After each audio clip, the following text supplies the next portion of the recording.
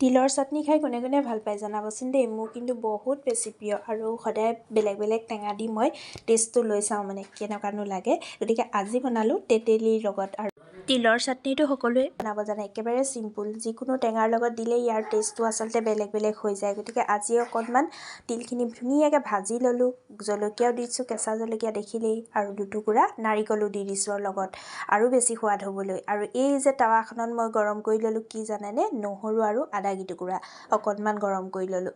আৰু গৰম কৰি ল'লে তাৰ পৰা এটা যিটো চেণ্ট ওলাই নহয় সেইটো বেছি ভাল লাগে।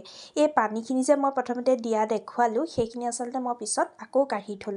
মানে কি কৰিলোঁ, এই তেতেলীখিনি যে লৈছিলোঁ সেইখিনিত মানে গুটিখিনি এৰুৱাই লৈ পেলাই তাৰ যিটো ৰস সেইখিনি তাত দি দিলোঁ।